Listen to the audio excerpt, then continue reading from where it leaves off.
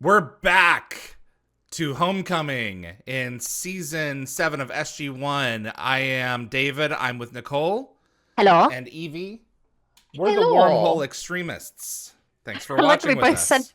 hello so weird. Why did we say it know. Well, like I that? thought that I had to match your hello weirdness, so Sometimes I do that. Like David will introduce himself and me and Evie are like, hello, or hello, hello, or like, hello, hello, hello. And it's just like, right. How we one up each other or match each other's energy. Hello. Exactly. yes. You will Look what said suffer we get witty gravely. banter from the hosts of Wormhole Extremists. Damn right you There we do. go. We like to think we're witty. Dan Ben followed us on Instagram. Thanks, bro. Appreciate it. I I'm like so the excited, angle. guys. The Yeah, angle me on the too. gate is cool. Absolutely. So I think Ali Snow in her Gate World review said that this episode flows exceptionally smoothly from Fallen, avoiding like the sometimes like plot whiplash we Yeah. see in certain two-parters. So I agree with that. This really is a movie. It hangs together. It is. If I'm not yeah. mistaken, I think Fallen and Homecoming aired the same night. Oh, you Yeah. might be right. That's I don't good. know. I like that. Yeah, Why not? pretty positive. Kevin said the next show that we're going to do is Friends Extremists. Friends Extremists? I don't know, man. I may be out on that one. Not for Extreme David. Friends. Yeah, 6/13, June 13th of 03.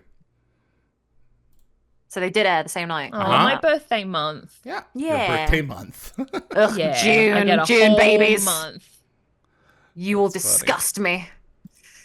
Oh, Most of my friends harsh. are June babies. Upsets me. Ah. Oh dear. I love this. He's like, my enemy is on board. I'm salty about it. Maybe you need to put sensors in your Jeffries tubes. Yeah. Mm-hmm.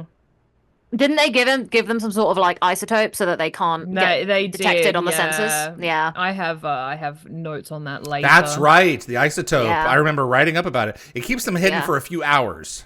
Yeah, 8 which is why he hours. knows that Daniel's going to elude the sensors until that time, so he knows it's only a matter of time there. I'm surprised I remembered that. Oh, I love boy. season 7. I have a problem with the visual effects in this scene. The clouds don't dissipate correctly when the city comes to land, over them. Yeah. So Let's see. the scenic Cologne and capital cityscape is actually Vancouver with digital enhancements. So if you look carefully, you can actually spot Vancouver's North Shore mountains in the background. Oh, cool. And the iconic shot of the mothership hovering over Kelowna was created by Image Engine's visual effects team, and it deliberately paid homage to Independence Day, Yes. which is fitting because of Dean Devlin and Yeah. Roland Emmerich being part of both. Yep, So that's it. And this is not the first Independence Day reference. I think that No. one comes from There's been a politics. We'll few. just upload a virus into the mothership. yes.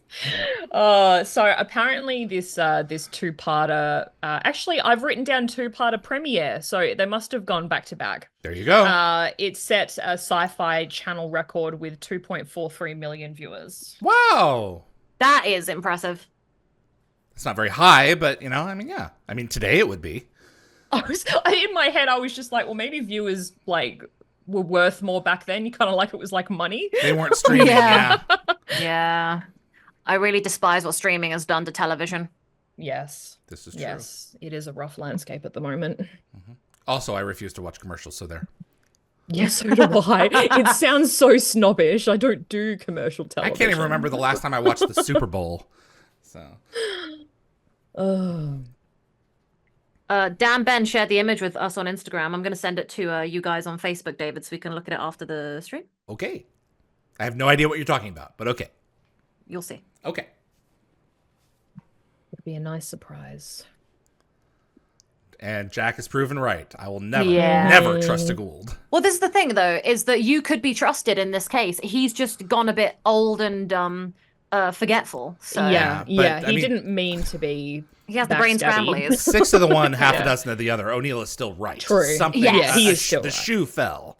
The other shoe. Yeah. So, as O'Neill would say. The other brain cell fell. I don't know. I don't know how I you'd don't- word that. Yeah. I don't know why you remind me of some silly thing my friend Daniel and I did when we were growing up. We heard supposedly that every time you hit your head, you lose brain cells. So we spent 10 minutes hitting our heads to see if we felt any stupider.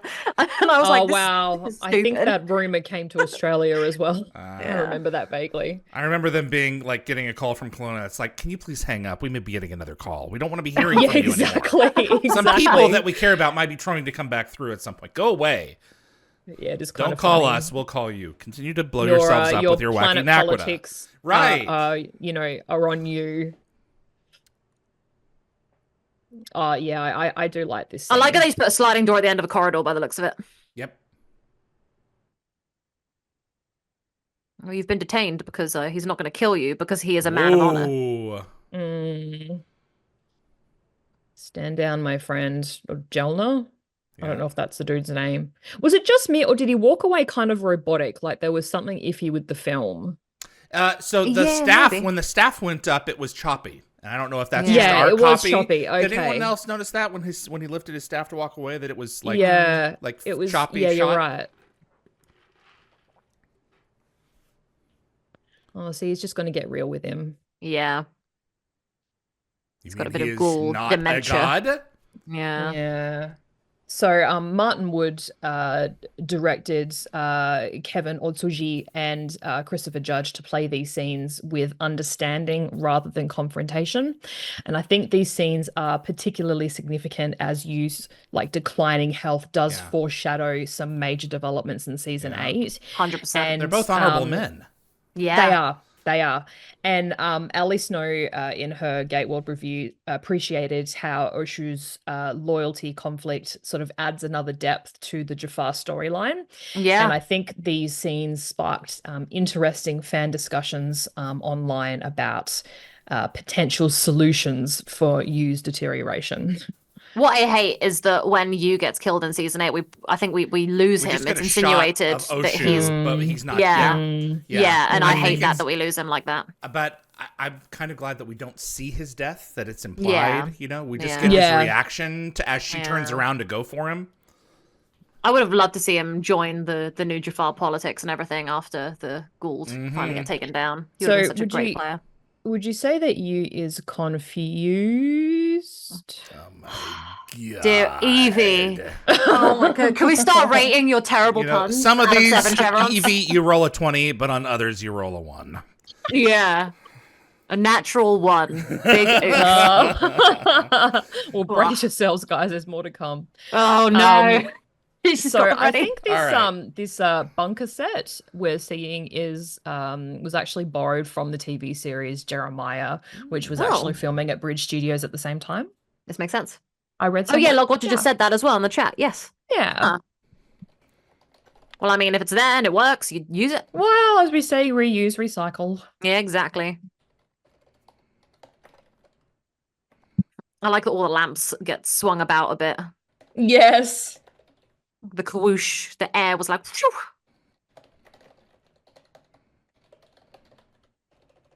What's going on, kids? A comment. Okay, so something that I've noticed when I was rewatching this yesterday. So Commander Hale, he doesn't say Anubis, he says Anubis. Yes. Yeah. I was just laughing, Evie, because you can't see this right now, but on the YouTube stream, he's put a poll in saying, "Do you think Evie's puns are entertaining?" Question mark. The answers are yes, sometimes, and no. Right now, your yeses are at 90%. Incredible. Oh, I appreciate that. Everyone loves you. That's hilarious. Well, almost everyone. I think I might vote There's myself. One who's on the I outs. might just say sometimes. Okay, Fantastic. so Michael Shanks called the sneaking sequences leather boot acting in the episode commentary. It apparently was quite challenging to make these one-sided radio conversations and solo sneaking scenes look natural. I thought they looked great. And I think Langara is kind of like a catalyst planet for both Daniel and Jonas. Oh, very much so. So it's where Daniel's like sacrifice led to ascension, and Jonas's guilt drove him to defect. Yep. And I think now, as their paths converge again, both men find their way home. Like Jonas is earning like his people's respect, and Daniel is returning to SG1. So it's comforting. It's comforting. I just read comforting. It's convenient, and there's some closure that things get resolved there. So. Yeah. But I wasn't thrilled about returning to it later in the season. No. So, although I appreciate that Corin, got a stab at writing a story.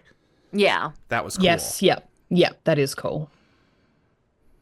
Apparently Jeremiah was not filming at the time, and Stargate had the set for a week. Cool. You love what? I love this scene. I love like how Oshu and Tilk play off each other. Yeah.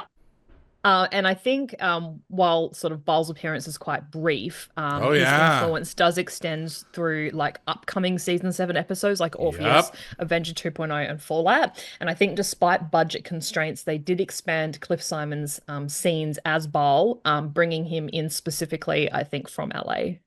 Yeah. Fantastic. He still is carrying the gravitas of Abyss. So. Yeah. Yeah. Eventually he's going to be kind of the butt of a lot of jokes. Well, that's now. that's another beef that I have that we'll explore in the future. So that I really resented about the character. I didn't think that it was. I feel like we had Anubis who's very I was very scared of Anubis. I never felt comfortable around him, but Baal, I grew to enjoy him. Yeah. I was like, oh. So this is a set from Jeremiah? Yeah, apparently. I think so. Yeah, the bunker set. Very good. With a Stargate in the background. You don't have any no's, so everyone says sometimes and yes. So this is going pretty well. 86% are yes for Evie's puns. Yeah. Oh, sometimes and no. Oh no. Mars SpaceX just said U2 is actually a better name for U's successor. Dear oh dear. Ha ha. Ha, Evie level pun. Oh, Jack. I'm not gonna lie, that's actually one that I didn't really go with. That little bit of comedy there wasn't for me. Not all of them hit, but that one felt a little silly. I love this how they use reverse psychology on Baal, and he just falls right for it. Like he's not interested. Let's go somewhere else. Yeah. You want to wheel and deal or not? Yeah. I just think it's so seamless. I absolutely love these two. He's not silly. He's like a businessman. No. Yeah. I love the way that Teal'c's always the one to like trot off and talk to people and be like, "Oi, yeah, Jafar, Gould, let's make a deal, let's go." He does it with the Aleutian Alliance as well. It's great. Yeah.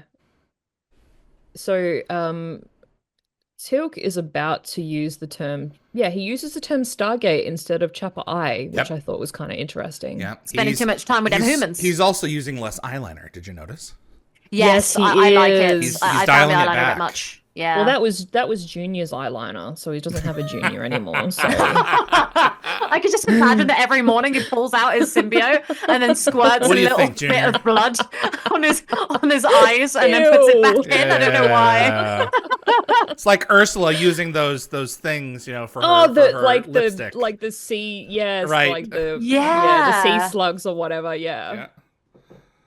Triton, how are you, Puff? Oh, I love that. That original cartoon was my favorite movie. She was my favorite Disney villains. Next to she was Maleficent. She was my favorite. Maleficent was just the devil. I hate the new movies. I hate them. You hate them. She's just misunderstood. F off. Stop giving David misunderstood bad guys. They're annoying. That's right. Yeah. Sometimes people are just evil. The worst. Yeah. To be fair, actually, similarly in my books, I feel the same way. Big stuff here. So Evie, go. Bomb. I was going to say that the dialogue here directly ties back to Shadowplay. Yeah. Oh, yes. Yes. And it happened. Positive things happen for them as a result, like positive things happen for us as a result. I was going to say, despite the negative stuff. Yeah. So now everyone on Earth has nukes, and we're all just sitting there ready to use them, but we're not gonna. It's just a nice little threat, just sitting there. Peace through strength. Yeah, it's so weird. Yeah. At least we're all just, not using them. So yeah. That's it.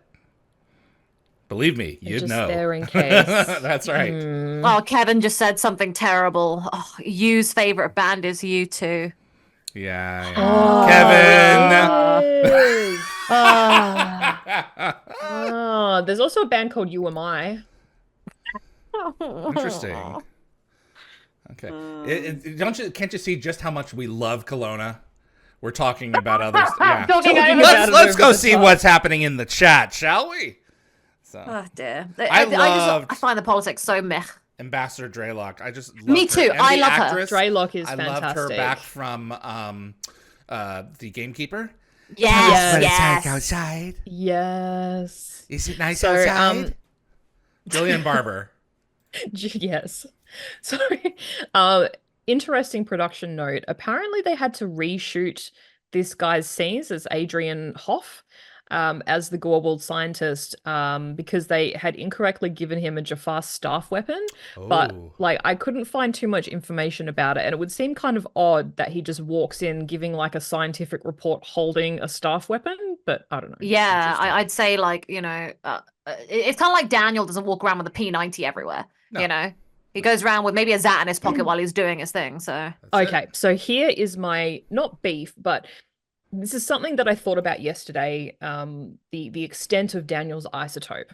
So while the Tok'ra isotope masks Daniel from the ship's biosensors, it kind of raises questions about the system logs. Like, wouldn't the Gorwald's computer systems record doors like mysteriously opening and closing with no operator? You gotta buy it. For a race with like advanced technology, it just seems like a significant security gap. Like you have to, the only thing that I can consider that you fold into this conversation is the arrogance of these creatures. They don't think that anyone's going to get this far. Ship. Right. Yeah, so maybe. They don't consider those factors. It's like with the Tok'ra, and Daniel said, why don't you put seatbelts into these things? Actually, we just prefer not to crash. So yeah, true. I'm getting the other guys PTSD. Yeah, that's why I just did that. I miss them. Oh, he's on a mission, unit. Glynis Davies. Glynis Davies. So she appears here Eli's as Ambassador Noor, and playing Catherine the second of 3 characters. Yeah, characters in the Stargate universe. And this gentleman is Scottish-born Jan Boss, portraying Ambassador Severin, who's about to get a good slap in the face. Oh, it's good. So he's actually from Fargo, resident alien, and When Calls the Heart. And beyond acting, Jan is actually an accomplished athlete. Ooh. He even won gold in mixed curling at the 2016 America's Masters Games in Vancouver. Oh. Well, there you go. He's very tall, I think, which would probably work for curling. Yeah. There comes the Teal'c. He's one of ours. Gecko Fair said, wait, so Eli is not human. No. Right? He's Langarian, which would explain his brain power. I was going to say, he is very smart. Wouldn't that have been a cool twist? It would have, yeah. He was a secret Langarian, and he just forgot, and they brought him to Earth because the ambassador needed a reason to leave the planet because she really and also screwed a son of Catherine Langford. Yeah. Blows your mind. All over the gap. Stargate, Crisis on Infinite Earths. It'd be like Once Upon a Time where everyone is related. Yeah. Oh my gosh, yeah. Or Lost. Yeah. Yes. So Ali Snow from Gate Worlds particularly praised Jonas's emotional journey, showing his guilt over inadvertently leading Anubis to Kelowna. It's not his fault. Anubis put a thing in his head. It's not, but he's going to blame himself. He is directly responsible. Yeah, I guess. Least he can do is help clean up the mess in the streets from falling gold ship parts. Go, do it. You do the talking. He's done enough talking for now. Yep. Yeah. RDA needs to get out of there. Yep. That is a slow-moving fan. Yeah. I would actually love one of that just to circulate the air. Right. Okay, so are you guys familiar with the old nursery rhyme, The House That Jack Built? Yes. Okay, no. So Teal'c's plan, I think, kind of unfolds like this. Okay, so this is the fleet that you commands. This is Bol, who will lead the fleet that you commands. This is the battle with Anubis that needs Bol, who will lead the fleet that you commands. And eventually he'll leave a blonde and Goa'uld behind to study the wacky Naquadah. Yes. That needed Bol to lead the fleet that you command. I love that Evie managed to turn like a nursery rhyme into something Stargate related. This is what she does. Evie. Yeah, trust Evie. During her insurance breaks. Oh, dear. Yes. And I love Jack's callback to the dog and the dancing monkey. That's right. Like the parable from Fallen. And I think it like perfectly captures his diplomatic style. Like he's attempting to lighten the mood with a half-remembered story before wisely letting Sam take over the negotiations. I could just feel Chris and Amanda trying not to break there. Yes. And I think this episode as well really showcases like Sam's emerging leadership presence throughout like these strategic planning scenes. Like she does say some pretty cool stuff. Kevin said Eli's not just interested in outer space. He's from outer space. I love that.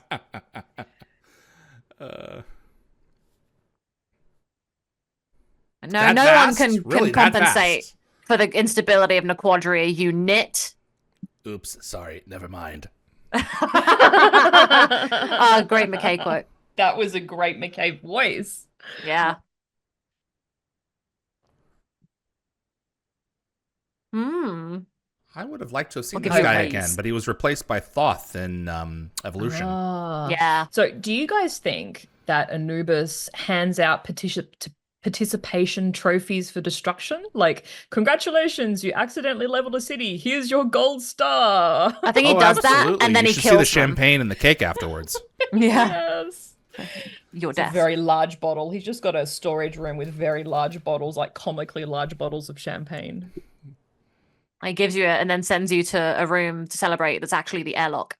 The airlock. I'm honestly really surprised I remember the isotope. Oh, party time. Mm-hmm. Mars SpaceX said, don't overpromise with Anubis. Yeah, no, you should never do that. So this guy has like some like pretty acute like spidey senses. It's like something doesn't feel right. Mm-hmm. It's weird how that works. A recently descended person. he knows so well. Like he can really smell it, you know? Mm-hmm. Do you think what actually happened was Daniel farted and then that's how he knew? Or maybe he's still trying to figure out his balance of aftershave. Yes.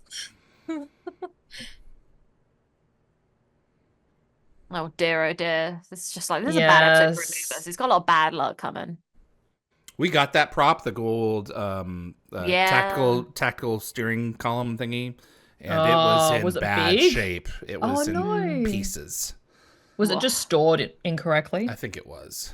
So it just got worn out over time or through a number of different moves. And that piece in the middle is from, I hope not, episode. Oh, yeah, Brief Candle. I always recognize it. Pulled out from the Pelops statue. Yeah, I always recognize when they shoved it there. Yeah, Michael Shanks is so hot, and it's nice to see him again because he's so pretty. There's something to be said about eye candy. Yeah, he's so pretty. So I believe the visual effects team, led by James Tishner, approached the opening 2 episodes like a TV movie. They like combined ambitious ship sequences with intricate explosions while working with like television constraints like the budget and schedule. Mm-hmm. Well, that explains why Thoth never compensate this. Yeah, was taken over. Yeah, thud. Yeah. Our subtitle says thud. Thud. Yeah, that's funny. I'm not gonna lie. I don't care how much this thing is flickering. I ain't jumping through that. No. Yeah. Yeah, I wouldn't. Like mistime that and owie. Doesn't it like put a body part to sleep for him? I'm sure it would. Yeah, I think he kind of puts his arm to sleep. See, look, ew! I'm not doing that. Owie. So critics particularly praise the chemistry between Jonas and Daniel. Damn right, they're amazing. Yeah. You out in a dustpan. Oh, Daniel, the comedy. Okay, so I'm going to say something a little controversial. I actually find Jonas better looking than Daniel. Really? I think they're both incredibly attractive. This Jonas or built up season 6 Jonas? Oh, this Jonas. This Jonas. Did the haircut right here? Oh, yes. Yeah. Mm-hmm. Yeah. I'm not gonna lie. Growing up, I've been like every guy I've been looking at, eyeing up in life as a potential partner was always either Daniel or Jonas coded. They were always like a bit tall, good hair, a bit nerdy. You know, that was always the aim. And I got a boyfriend who's a bit of that, but then a car and a gym bro guy. Like he likes cars and gyms, and it's like, ugh, I'll take it. I guess. And cologne. But I definitely we talked them into this situation. We need to give them at least kind of have to back them up. Yeah. Like we're not supposed to get involved. He only gives them two teams. Is this a Vancouver City map? That's a good question. It could very well be because they have used that before for Kelowna. For Kelowna, yeah. Yeah. Dan Ben, I don't like that they reused the actor who played Tolan Nareem SG1 as Simon in SGA. Aw, well, I'm glad to see him again. Yeah. You know, he was dead. It's nice to reuse an actor you like. Yep. Junior said, Evie, they are both handsome, just different. Oh, yes. You know, I didn't say that they weren't both handsome. Evie just has a preference. I prefer, yeah. Yeah. Like same way that Evie thinks that they're all snacks, right? But the hottest of all is obviously Regina Anderson to Evie. Mm-hmm. So. I love these glowing balls on the floor. Yeah. Yeah, the lighting is cool. You know what? I don't say it enough, and he's not here right now, but I'm going to say it, right? Christopher Judge is also a bloody snack. All right. And I'm excited. Oh, yeah, no denying. For some future shirtless scenes and him getting it on with Ishtar because she is also a snack. So, yay. She's a snackette. Yeah. 8 good men. Is that what he says? Yes. Yes. Crushed it. Look at me. I love this episode. You can understand why Hale would be this upset. Yeah.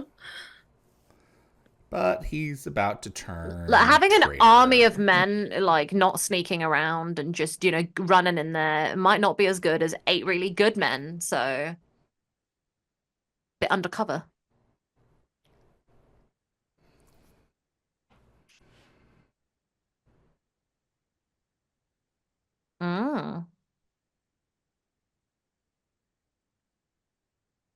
Yep.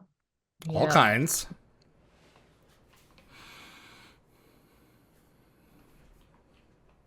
So people who believe in like crystal healing, wouldn't it be cool if like they were actually right and like crystals actually did have information in them, just like Gould stuff, like the Gould are real and the crystals did like actually a computer have stuff. chip. Yeah.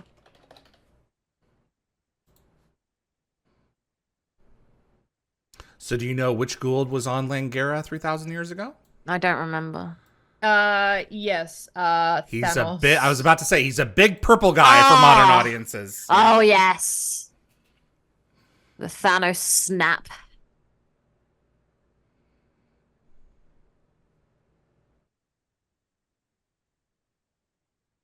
Go all covert and stuff. Yeah. Yes, take the shoulder with you. he doesn't stick out like a sore thumb. Take the shoulder. Yeah. Wait, he's just so obviously Teal'c, Like, so I've got my handbag, I've got my keys, I've got my shoulder. I'm ready to go. No, anytime before I get out of my car, phone, keys, wallet, positive attitude. Shoulder. I just feel like Sam could have gone out there with like, a drape of some kind to match the local aesthetic and clothing. I just feel like Teal'c sticks out like a sore thumb because of the big thing on his forehead. So it's like, all right. Yeah, plus he's very tall and muscular. Like, he does look different from the locals. Giandiata said silicone chips that we use are pretty much crystals. And he's probably said crystal computer memory is a thing. Yeah, but I mean like just basic ass crystal healing crystals. Like, wouldn't it just be cool? Basic ass. Yes, basic ass. Basically, I'm pulling it from my dad's wife. She really liked crystals and crystal healing stuff. And she likes Stargate because of how crystally it is. It's like a little thing she shares with her. Crystally. It does have that. Yeah, it's nice. And I really like that. Crystally. Yeah. Daniel's having a good time. Yeah, he's so sweet. This now.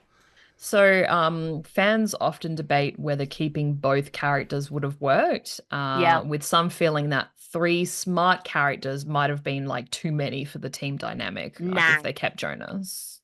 Nah. Lousy hours, constant peril. Traveling. You're very up. Oh. Daniel used to be up too. This makes me sad. Then he ascended. Yeah. He went two up. Extremely. He went too far up that he had to come down. Yeah.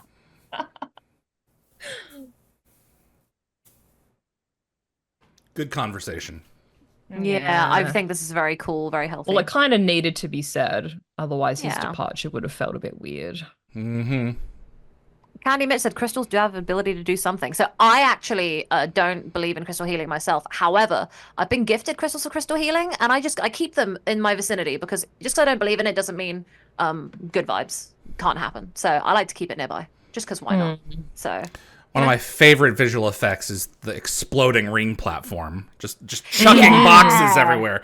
It's a great sequence. The ring platforms for both the Goa'uld technology and the Ori technology are much shorter than the rings themselves, and I've always wondered how they compartmentalize when they're inside of their dock. So, right. Are they like Russian nesting dolls, and as they come out, before you can see it, they expand? Like Russian nesting dolls. Here we go. There it is. Isotopes in English. Yeah. It's a stencil on the floor if they don't need to access crystals for the story point, and if they do need to access the ring transporter's crystals, it is the prop. Yeah. I always assumed that they just pulled it out when they needed to futz with it. Okay, guys. So it's like trying to find a crystal in a haystack. Evie, I knew that was coming. No, I think that poll is going to start dropping precipitously. You're at 88% now, so let's see. Let's watch the Someone nose. Please heed my call. I can't change my vote. This is upsetting. No. All right, very good. We're screwed. So regardless of the poll results, I'm going to keep doing them anyway. Yeah. Okay, so I've probably come in too early, but I think it's interesting if you watch the items around the ring platform on the left-hand side, because there are a few that are basically alongside the ring platform and they don't get displaced or destroyed. Okay. There's a lot of Goa'uld in this episode. Boom! It's like on the top left-hand corner, there's like stuff that is kind of like overlapping. Yeah, I can see that. The blanket and stuff should have like gone flying a little bit. See, Jonas there looks like he's still going for it. I found it weird. I was like, was Corrin still zatting people when his arm's doing that? Apparently, I didn't actually pick that up, but apparently it was a goof. I removed it from my notes because I couldn't figure it out. But apparently there was some shots that Jonas made that they should have taken out, but they didn't. Oh, okay. Right. Yeah, the visual effects artists, really want to have the freedom to fire when they think that the person should fire, especially because they're not always aiming at the target and they have to fix it. Right. For the Wraith cannons, the over-the-shoulder cannons in Rising and in a couple of the subsequent episodes, they had lights in the end, which really drove Rainmaker's Bruce Woloshyn nuts because when there's a light, they either have to subdue the light or fire when the light fires. So, visual effects people like to shoot when they want it shot. Okay, guys, wait. Here we go. Wait for it. Oh dear. Oh, Evie's got a pun. She's got a pun. I do. The sound of the other shoe. You can't spell betrayal without hail. I hate you. I don't like you. Oh dear, oh dear. This is like, here's Krusty at this event. Krusty poses for trading card photo. I think he's running out of ideas. Cry. It's old Simpsons reference from my favorite. Oh no, it's good. Halloween special. I used to watch all the OGs. Dear, oh dear, this has all gone terribly awry. It has indeed. Good old Harak. That was so British. Failing upwards, I see. And it's just gone so awry. I don't know why I said awry. Awry is fun to say, like Gore-Tex. It is. Fun to say. Yeah. A whoosh. Insoluble. Crap. Yeah, don't, dude. Yeah, don't dig a little deeper, otherwise you're going to find some. I was going to say the wacky Naquadah runs deep. It runs very deep. Okay, so watch this confrontational moment closely. So Glynis Davies delivers what appears to be a very authentic slap to Yarn Boss after learning about the stolen Naquadah. Glynis actually later revealed that she actually made contact during Yeah, filming, she really hit him. joking that Yarn may never have forgiven her for that spontaneous bit of method acting. Oh, he really was pissed. That was a good slap. That you could see it. You could see the vibration, the reverberation in her hand and his face. Yeah, really there. And you can kind of see, like, I think a little bit of a red tinge on her cheek, like on his cheek later on. Yeah, he's like, look at him. He's upset. He's stunned. Good acting, silence, though, you know. Poor guy. Thank you for the crystal. Remembered his manners, but then he shoots him in the belly. So that's quite surprising. It's like Anubis, takes him to the nice room and then kills him later. Like with the champagne and the cake. I had a great interview with Doug Abrams. About this character. What a voice he has. Yeah. Yes, he does. So this teaches you never to cooperate with the Jaffa. Mm-hmm. No. Does it have Unless to be it's public? Lord Does it have to be public? You can see, like, Jack's trying to come up with a comeback. Yeah, he's thinking. Yeah. He was grinding his jaw a little bit, being like, what can I say? I can kill you now. Public's fine. I love the way his finger retracts it. He's like, oh, gross. Yeah, no, you just closed it. My fingies. Here we go. Oh, it's party time. He comes to save the day. It's good old Ball. Yeah. Like Bocce. Let's go. Get wrecked. Poor I feel bad for all the people's homes underneath who are getting squished by all the debris. Hopefully you've been evacuated by then. Yeah. So this was a big point of contention when this episode aired. Really? This was a really big deal for a number of fans who were thinking that it's not going to happen yet. Wait a second here. But, okay. Boom! It's poor buildings. Yeah.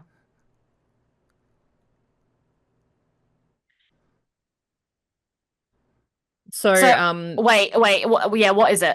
I'm trying to. Okay. When does the fan get shot? Okay. Oh, in a little bit. Okay. Evie, yeah. So I think I have time. So Sam's combat scenes, like smoothly passing that staff weapon to Jonas. Yeah. And then going toe to toe with Harak. Right there. Yeah. So yes. At the time, there were a number of fans who were concerned that the producers were taking shots at them. So they shot a fan with the gun with the gun, the bullets. And my God, number of fans thought that's an example of the writer shooting at the fans, and it's like, ridiculous. Sorry. Okay, so Anubis is yeeting away in his Tide Pod. He is yeeting. His Tide Pod. So the action toe to toe, Evie. You had a point about that? No, that's it. That's it. Cool. Yeah, just said like fans really appreciated the combat scenes. Me too. She can kick ass, and I don't like to forget that. Yeah, you don't. This I don't like. Look how short this wormhole is. Boom. Yeah, I know. He's dead. There's a lot of those. Yeah. He's getting away in his York peppermint patty. Yeah. It just looked like a gate wrapped up. Yep. Or like if it was. Or one of those CD players that people carried around in the early 2000s. Nice little nod for Jonas. It's not as big as dying for Jonas, but no, we'll call it even. Yeah. Well, the thing is, if he dies, he's not going to ascend. Daniel had a get out of jail free card, so he didn't know he had it, but he had it. Lockwatcher called it the Anubis Frisbee. Yeah. Yes. Mars SpaceX Anubis Frisbee escape pod. There we go. So Joe and Paul apparently crafted this episode as a thoughtful transformation of Jonas's status from a series regular to a guest star, taking him from an accused traitor to a respected leader of Kelowna. And Robert C. saw this as more than just a character exit. It was about giving Jonas the hero's departure he deserved, while keeping the door open for Corin's return, which obviously led to that future collaboration. Yeah.